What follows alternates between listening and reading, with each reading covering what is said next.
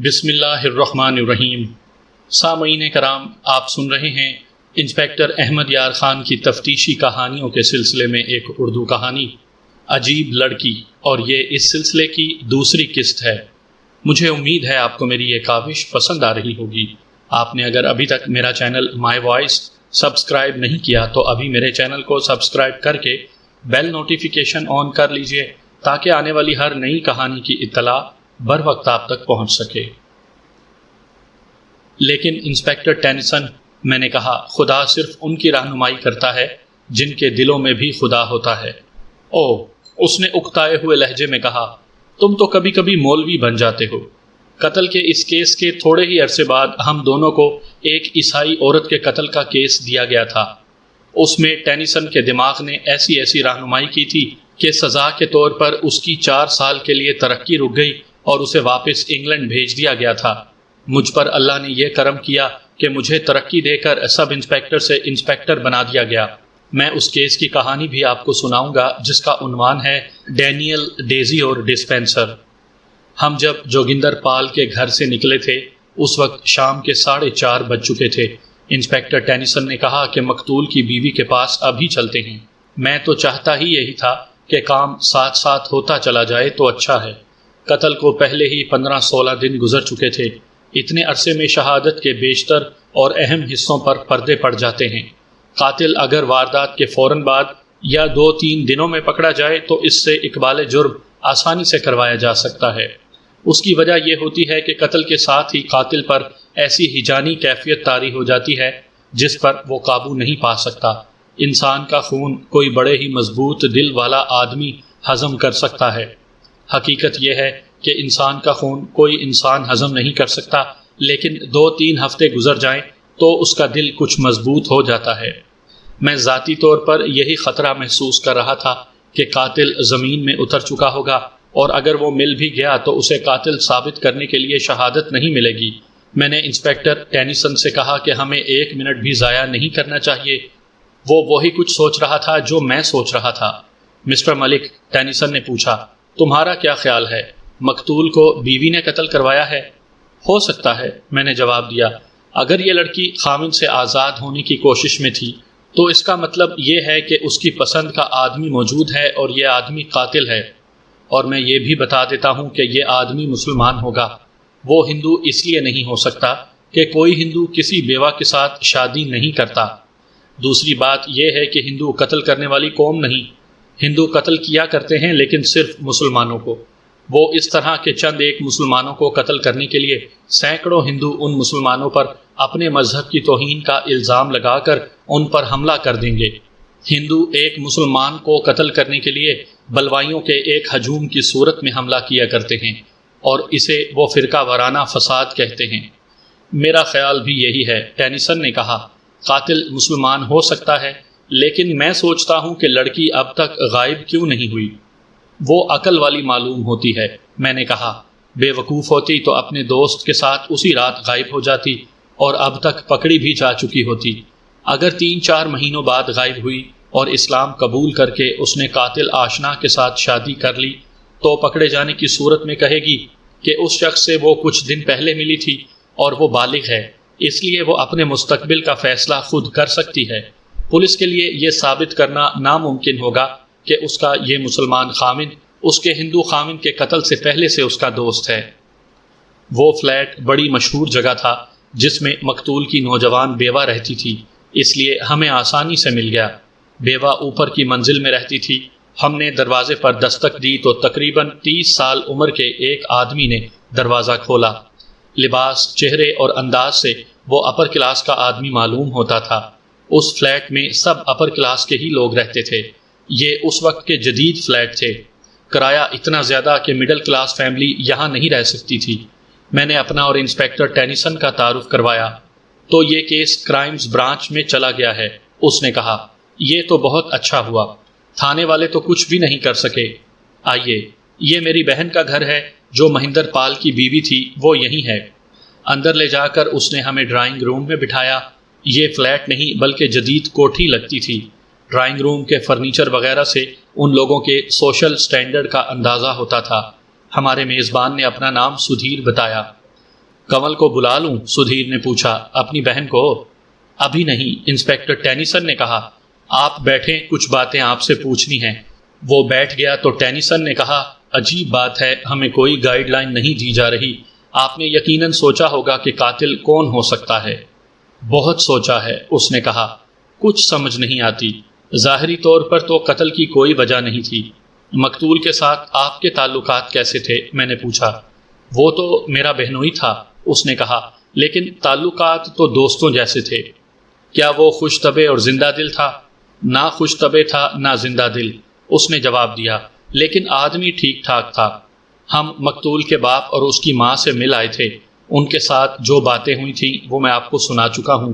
اس شخص سدھیر پر ہم یہ ظاہر کر رہے تھے کہ ہم ابھی اس کی بہن کے سسرال نہیں گئے۔ آپ کی بہن کے سسرالی لوگ کیسے ہیں؟ میں نے پوچھا۔ اچھے لوگ ہیں، اس نے جواب دیا۔ پہلے پولیس اسٹیشن کا تھانے دار تفتیش کرتا رہا تھا۔ ہمیں ڈر تھا کہ مہندر کا باپ یا اس کی ماں یہ نہ کہہ دے کہ ان کے بیٹے کو بیوی نے قتل کروایا ہے، لیکن انہوں نے ایسی کوئی بات نہیں کی۔ میں تھانے دار سے ملا تھا، اس نے بھی میری بہن کے سسرال کی تعریف کی تھی۔ اب آپ ان سے ملیں گے تو آپ دیکھیں گے کہ وہ اسی قسم کی باتیں کرتا رہا۔ ہم اس کوشش میں تھے کہ اس سے کوئی اشارہ ملے۔ ہم دونوں نے باتوں اور سوالوں کے ذریعے بہت کوشش کی کہ اس کے منہ سے ہمارے مطلب کی کوئی بات نکل آئے، لیکن ہمیں کامیابی نہ ہوئی۔ ہمارے سوالوں کے جواب دیتے ہوئے وہ کوئی ہیرا پھیری نہیں کر رہا تھا، شائستگی اور سادگی سے جواب دیتا تھا۔ بہن کو یہاں اکیلا کیوں رکھا ہوا ہے؟ میں نے پوچھا۔ اسے اپنے گھر نہیں لے جائیں گے؟ آپ مسلمان ہیں، اس نے کہا، آپ بیوہ کی دوسری شادی کر دیتے ہیں، ہم نہیں کرتے۔ صرف اتنا ہی ہو کہ بیوہ کو کوئی دوسرا آدمی قبول نہ کرے تو قابل برداشت ہے، لیکن ہمارے ہاں بیوہ کے ساتھ ایسا ظالمانہ سلوک کیا جاتا ہے جیسے اپنے خاوند کی اس نے خود جان لی ہو۔ اسے دھتکار دیا جاتا ہے۔ اپنی ماں اور اپنی سگی بہنیں بھی اسے حقارت کی نظروں سے دیکھتی ہیں۔ آپ تو روشن دماغ ہیں، انسپکٹر ٹینیسن نے کہا۔ آپ ان فرسودہ رسموں کی پابندی کیوں کرتے ہیں؟ آپ اسے رسم کہتے ہیں، سدھیر نے کہا۔ ہمارے مذہبی پیشواؤں نے بیوہ کو نجس اور منحوس قرار دینا مذہبی حکم بنا رکھا ہے۔ بیوہ کو مندر میں بھی داخل نہیں ہونے دیا جاتا۔ میں جب سوچتا ہوں کہ میری بہن کی جس زندگی کا آغاز ہو چکا ہے یہ کس قدر اذیت ناک ہے، تو مجھے یوں پتہ چلتا ہے کہ ہارٹ اٹیک ہو گیا ہے اور میں کچھ دیر بعد مر جاؤں گا۔ آپ غور کریں کہ بہن کی شادی کو ابھی صرف 4 مہینے ہی ہوئے تھے کہ وہ بیوہ ہو گئی۔ یہ بھی سوچیں کہ لڑکی روشن خیال اور سوشل ہے۔ میں اس کے لیے بہت پریشان ہوں۔ اس بہن کے ساتھ مجھے روحانی محبت ہے۔ اس نے اپنا رونا شروع کر دیا۔ اس کی بہن کے ساتھ ہمیں کوئی ہمدردی نہیں تھی، نہ ہم ان کے مذہب کی اچھائیاں اور برائیاں سننے آئے تھے۔ میں اپنی بہن کے لیے جو کچھ کر سکتا ہوں کر رہا ہوں، وہ کہے جا رہا تھا۔ میں نے اسے کہا کہ یہیں رہو، کرایہ میں دوں گا۔ میں چاہتا ہوں کہ یہ ذہنی اور جذباتی لحاظ سے سنبھل جائے تو سوچوں گا کہ اسے زندگی کے کس راستے پر ڈالوں کہ یہ ذرا سکھ چین سے رہے۔ اسے نوکرانی رکھ دی ہے۔ میں سارا دن اپنے کام اور کاروبار کے لیے باہر رہتا ہوں، شام کو اس کے پاس آ جاتا ہوں اور رات کو اپنے گھر چلا جاتا ہوں۔ اپنی بہن کو بلا لیں، میں نے کہا۔ وہ ساتھ والے کمرے میں گیا اور واپس آ گیا۔ وہ سوئی ہوئی ہے، اس نے کہا۔ آپ کہیں تو جگا لیتا ہوں، لیکن ڈاکٹر نے بڑی سختی سے کہہ رکھا ہے کہ یہ سوئی ہو تو اسے جگانا نہیں۔ ڈاکٹر کیوں؟ ٹینیسن نے پوچھا۔ کیا آپ کی بہن بیمار ہے؟ اسی عمر میں بیوہ ہو جانے کا صدمہ، سدھیر نے کہا۔ ڈپریشن بھی ہے اور نروس بریک ڈاؤن بھی ہے۔ ڈاکٹر اسے گھر دیکھنے آ جاتا ہے۔ یہ تکلیف 4-5 دنوں سے ہے۔ پہلے اس نے بیوگی کا صدمہ برداشت کر لیا تھا، لیکن 4-5 دن پہلے اسے اچانک کچھ ہو گیا۔ اتنی زیادہ روئی کہ اسے غشی آنے لگی۔ نہ جگائیں، ٹینیسن نے کہا، ہم پھر کسی وقت آ جائیں گے۔ میں نے احتیاطاً ڈاکٹر کا نام اور ایڈریس معلوم کر لیا اور ہم وہاں سے آ گئے۔ میں نے ٹینیسن سے پوچھا کہ اس شخص سدھیر کے متعلق اس کی کیا رائے ہے۔ اگر یہ شخص بے وقوف نہیں تو بہت ہی عیار اور لومڑی جیسا چلاک ہے، ٹینیسن نے کہا۔ کوئی ہندو اتنا سیدھا سادہ نہیں ہو سکتا۔ اگر یہ شخص سیدھا یا بدھو ہوتا تو ہم سے ڈرتا اور اس کے بولنے کا انداز کچھ اور ہوتا۔ اسے ہم نظر انداز نہیں کر سکتے۔ تمہارا کیا خیال ہے؟ مجھے اس کی بہن کی بیماری مشکوک نظر آتی ہے، میں نے کہا۔ اگلے روز ہم دلی سے 15 میل دور اس جگہ چلے گئے جہاں مقتول کے باپ کے ٹھیکے کا کام ہو رہا تھا۔ خاصا بڑا تعمیراتی پروجیکٹ تھا، بے شمار مزدور کام کر رہے تھے۔ وہاں ٹھیکیدار کے گھر کا کوئی آدمی نہیں تھا۔ معزز سی قسم کا ایک آدمی ہمیں دیکھ کر ہمارے پاس آیا۔ ہم پولیس کی وردی میں نہیں تھے، CIA کے افسر اور دیگر عملہ پرائیویٹ کپڑوں میں رہتا تھا۔ میرے ساتھ چونکہ ایک انگریز تھا، اس لیے یہ آدمی دوڑتا آ گیا تھا۔ میں نے اپنا اور انسپیکٹر ٹینیسن کا تعارف کروایا تو اس نے بتایا کہ وہ مینیجر ہے۔ پہلے مقتول صبح ہی یہاں آ جایا کرتا تھا۔ وہ قتل ہو گیا تو اس کا بڑا بھائی یا باپ دن کو کسی وقت یہاں آتے اور 2-3 گھنٹے وہیں رہتے تھے۔ اس مینیجر کا تو سارا دن یہیں گزرتا تھا۔ وہ ادھیڑ عمر ہندو تھا اور روایتی ہندوؤں جیسا تھا، ہاتھ جوڑ کر بات کرتا تھا۔ میں نے اسے بتایا کہ ہم مہندر پال کے قتل کی تفتیش کے لیے آئے ہیں۔ وہ ہمیں دفتر میں لے گیا۔ یہ 2 کمرے تھے جو عارضی طور پر بنائے گئے تھے۔ ان میں ایک کمرہ تو اندر سے بہت ہی خوبصورت تھا، نہایت اچھی میز اور کرسیوں کے علاوہ ایک دیوان بھی پڑا تھا جس پر پلنگ پوش بچھا ہوا تھا۔ یہ مقتول کا کمرہ تھا۔ میں نے ٹینیسن سے کہا کہ پہلے ذرا گھوم پھر کر مزدوروں وغیرہ کو دیکھ لیں۔ چنانچہ ہم دونوں اس تعمیراتی کام میں لگے ہوئے مزدوروں کے درمیان گھومنے پھرنے لگے۔ میں جو چیز دیکھنا چاہتا تھا وہ مجھے نظر آنے لگی۔ یہ عورتیں تھیں جو مزدوری کر رہی تھیں۔ ان میں ادھیڑ عمر عورتیں بھی تھیں اور نوجوان لڑکیاں بھی۔ بھارت میں اس نسل کی عورتیں آج بھی موجود ہیں اور مزدوری کرتی ہیں۔ یہ ٹخنوں سے ذرا اونچے گھگھرے اور بلاؤز پہنتی ہیں۔ بلاؤز اتنا چھوٹا ہوتا ہے کہ ان کے پیٹ کچھ ننگے رہتے ہیں۔ سروں پر دوپٹے لیتی ہیں۔ ان کے رنگ سانولے نہیں بلکہ سیاہ ہوتے ہیں۔ کچھ تو ان کا رنگ قدرتی طور پر ایسا ہی ہوتا ہے اور زیادہ تر دھوپ میں محنت مزدوری کرنے سے رنگ بالکل سیاہ ہو جاتا ہے۔ ان میں نوجوان لڑکیاں بھی ہوتی ہیں جن میں سے بعض کے رنگ گندمی اور نقش و نگار بڑے اچھے ہوتے ہیں۔ ان میں کوئی بھی لڑکی اکیلی نہیں ہوتی، یہ پورا کنبہ ہوتا ہے۔ یہ لڑکیاں مالکوں کی ہوس کاری کے کام آتی ہیں۔ مجھے اب یہ معلوم کرنا تھا کہ مقتول کی بھی ان لڑکیوں کے ساتھ دلچسپی تھی یا نہیں۔ میں اس شک کا پہلے اظہار کر چکا ہوں۔ آپ کہیں گے کہ اپر کلاس کے اتنے دولت مند آدمی کے لیے یہی کالی پسینے میں نہائی ہوئی میلے کچیلے کپڑوں والی بدبودار لڑکیاں ہی رہ گئی تھیں۔ یہ ایک نفسیاتی معاملہ ہے۔ مقتول کی شخصیت جو ہمارے سامنے آئی تھی وہ گھٹی ہوئی اور اپنی ذات کے خول میں بند شخصیت تھی۔ مقتول بھدے اور پھولے ہوئے جسم کا آدمی تھا۔ ایسی شخصیت احساس کمتری میں مبتلا ہوتی ہے۔ ذہن لاشعور انہیں سوسائٹی میں مقبولیت والا مقام حاصل کرنے ہی نہیں دیتا۔ اس قسم کے لوگ جنہیں سیدھا سادہ کہا جاتا ہے، ذہنی لذت پرستی میں مبتلا ہوتے ہیں۔ ان کے لیے اس قسم کی لڑکیاں قابل قبول ہوتی ہیں جو ان کی زر خرید لونڈیاں ہوں، غریب ہوں اور پیٹ کی خاطر انہیں اپنا دیوتا سمجھیں۔ اس احساس کمتری کا دوسرا پہلو دیکھیں۔ مقتول کو بڑی خوبصورت، زندہ دل، نئے فیشن کی دل دادا اور مالدار خاندان کی لڑکی مل گئی تھی جو اس کی بیوی تھی۔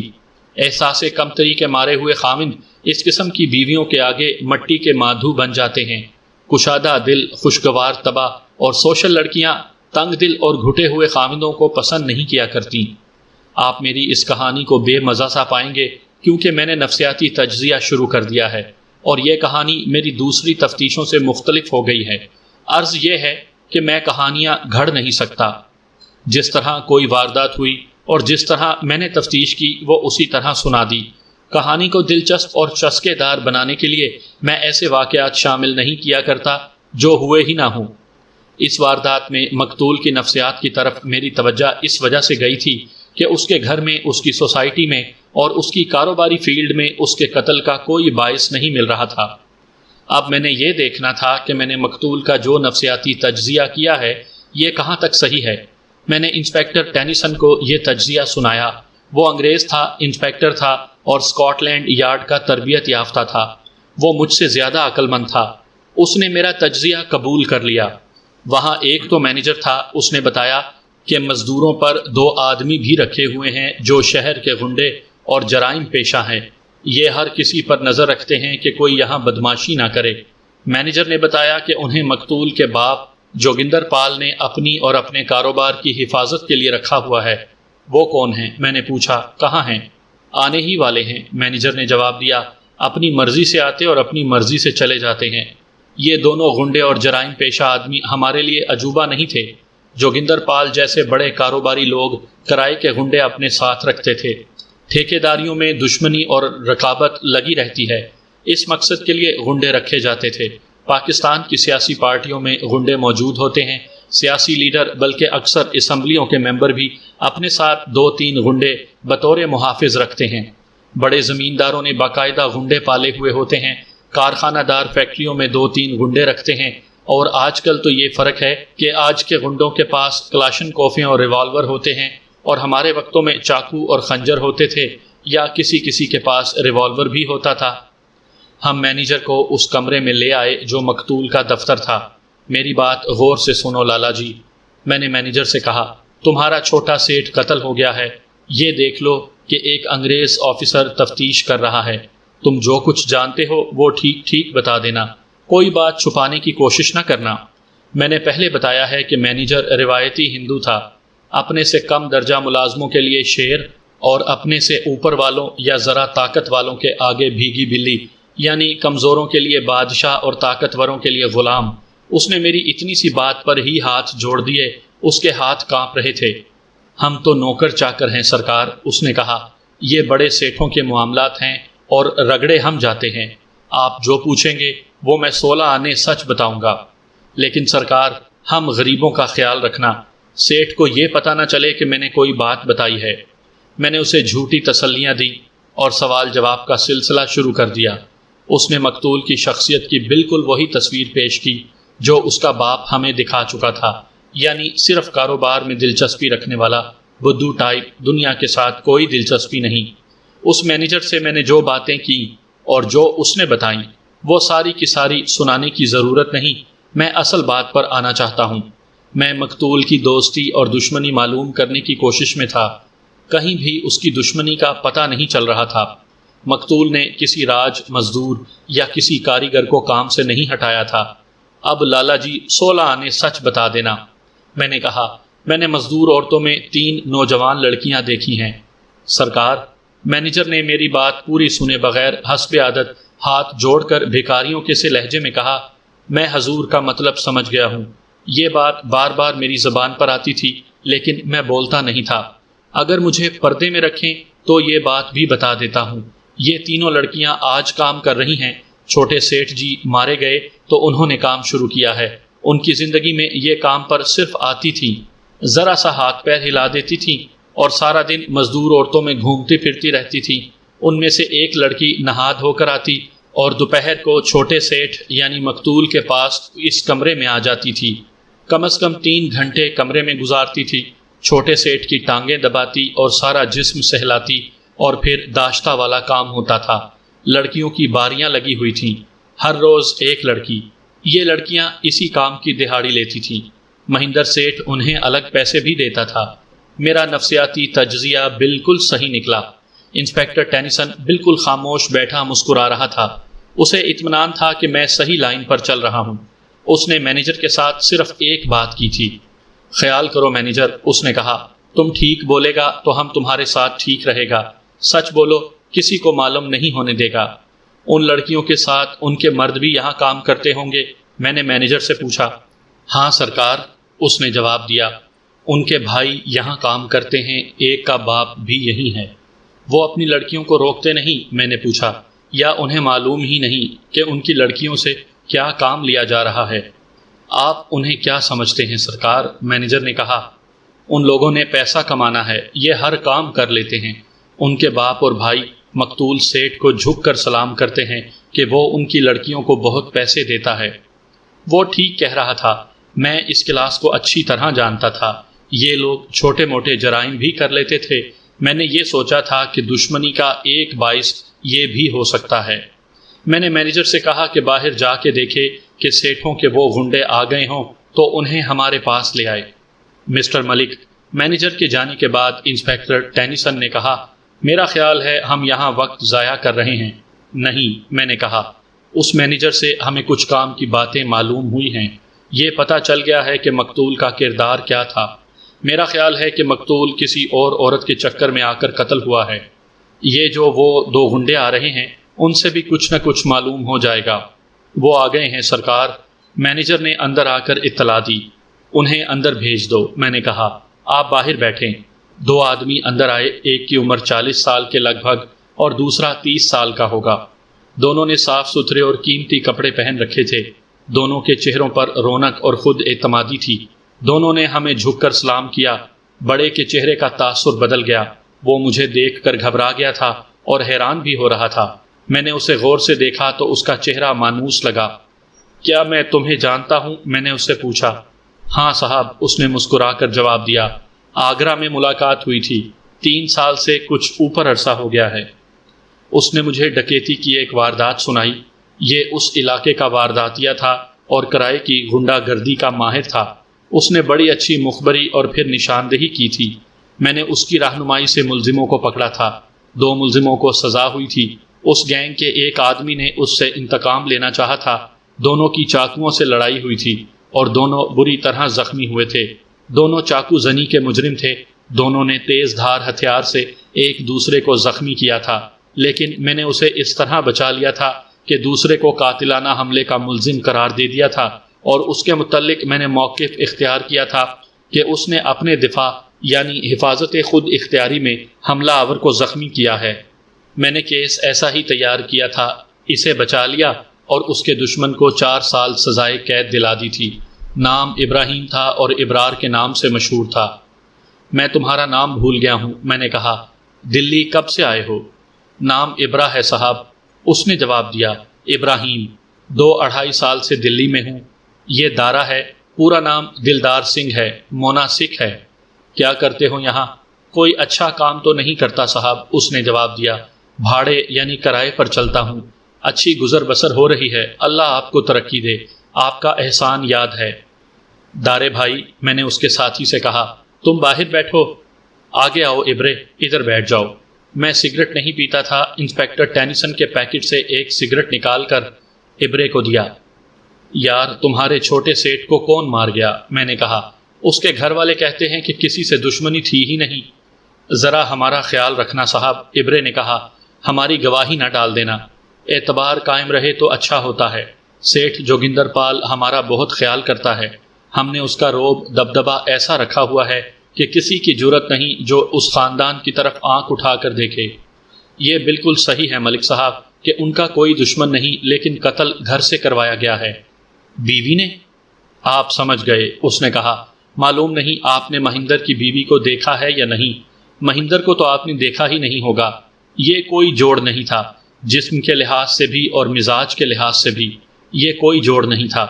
دارا ان کے گھر کی باتیں مجھ سے زیادہ جانتا ہے، میں اسے بلا لیتا ہوں، سب کچھ بتائے گا آپ کو۔ وہ باہر گیا اور اپنے ساتھی کو ساتھ لے آیا۔ اسے آگرے کی واردات سنائی اور کہا کہ وہ میرا احسان مند ہے۔ ملک صاحب جو پوچھتے ہیں وہ بتا دینا، ابرے نے دارے سے کہا۔ یہ ہمیں پردے میں رکھیں گے۔ یہ ملک صاحب میرے بڑے پرانے مہربان ہیں، یہ کرائم برانچ میں ہیں، مہندر کے قتل کی تفتیش کے لیے آئے ہیں۔ پردے میں نہیں رکھیں گے تو کیا ہو جائے گا؟ دارے نے کہا۔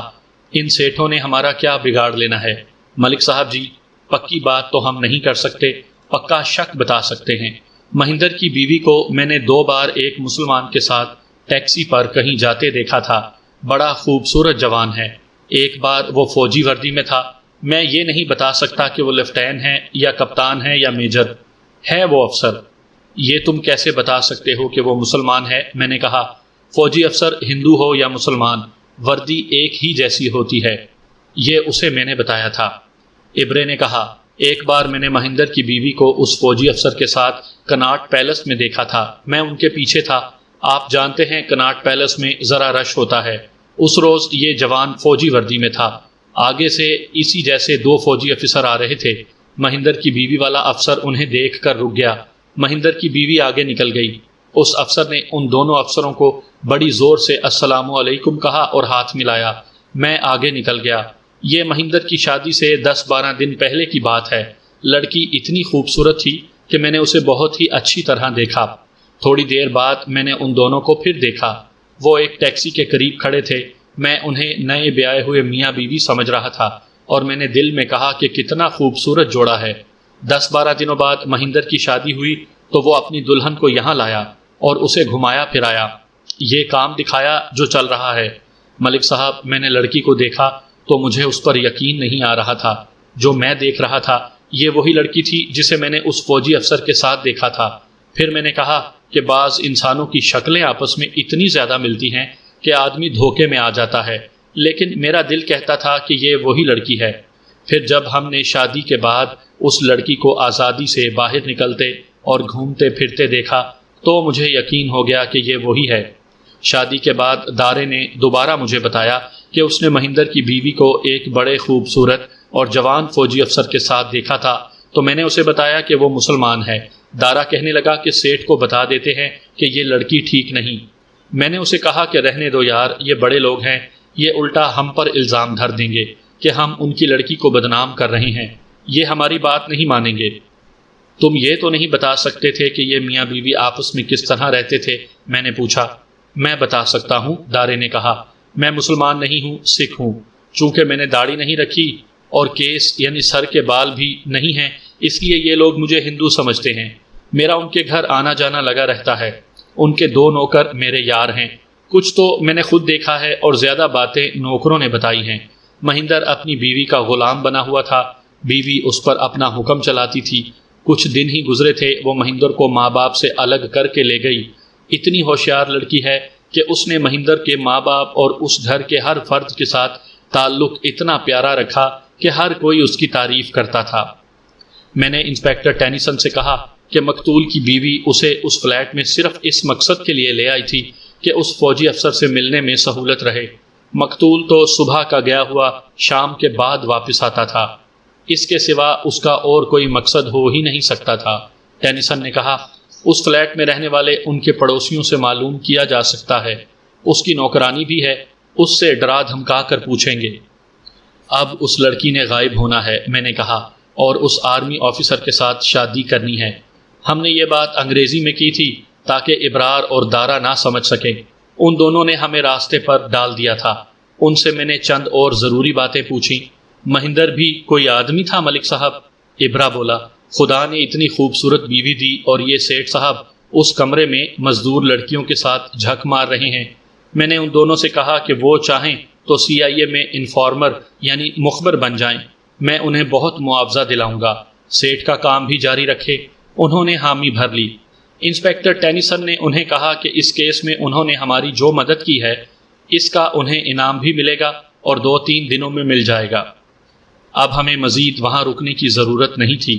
مینیجر کو بھی میں نے اندر بلا لیا اور ان تینوں سے کہا کہ جوگندر پال یہاں آئے تو اسے یہ بتائیں کہ ہم یہاں آئے تھے اور گھوم پھر کر اور یہ کمرہ دیکھ کر چلے گئے تھے، یہ نہ بتائیں کہ ان کے ساتھ کیا باتیں ہوئی تھیں۔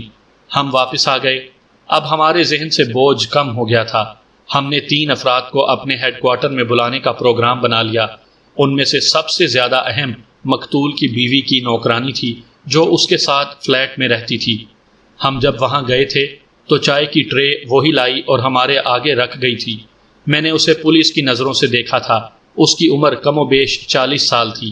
اس کا رنگ گندمی اور نقش تیکھے تھے۔ اس کی آنکھوں میں کوئی خاص بات تھی۔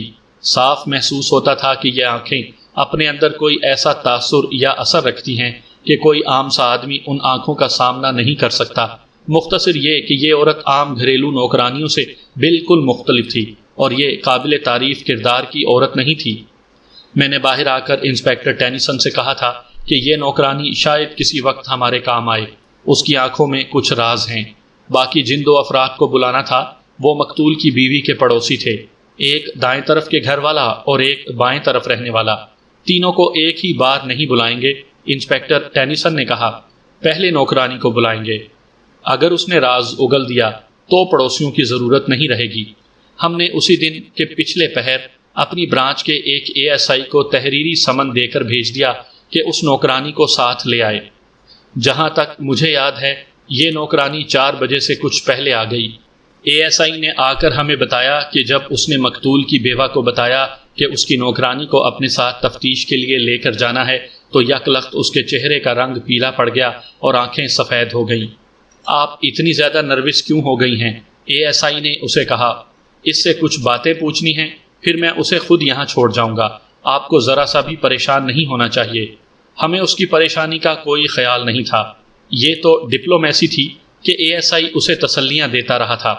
پولیس جس کسی کو بھی شامل تفتیش کرتی ہے اس کے گھر والے پریشان ہوتے ہیں، منتیں کرتے ہیں، رشوت بھی پیش کرتے ہیں کہ ان کے آدمی کو تھانے نہ بلایا جائے۔ نوکرانی آئی۔ انسپکٹر ٹینیسن نے مجھے کہا کہ میں اکیلا اس سے پوچھ گچھ کروں کیونکہ انگریز افسر کی موجودگی میں یہ عورت گھبرائے گی۔ یہ اللہ کا کرم تھا کہ میری ساکھ ایسی بن گئی تھی کہ انگریز افسر مجھ پر بھروسہ کرتے اور میری رائے اور میرے فیصلوں کو مانتے تھے۔ میں نوکرانی کو تفتیش کے کمرے میں لے گیا اور کرسی پر بٹھا دیا۔ اس نے اپنا نام رانی بتایا اور میرے اس سوال کے جواب میں کہ وہ کب سے ان لوگوں کے ہاں ملازمہ ہے، بڑی اہم بات بتائی کہ وہ مقتول کے گھر کی نوکرانی نہیں بلکہ وہ کنول یعنی مقتول کی بیوہ کے میکے کے گھر میں اس وقت سے نوکری کر رہی ہے جب کنول 14-15 سال کی تھی۔ کنول کی شادی ہوئی تو کنول اپنے خاوند کے ساتھ فلیٹ میں آ گئی۔ یہاں آتے ہی اس نے اپنے میکے کے گھر سے اس نوکرانی کو بلوا لیا۔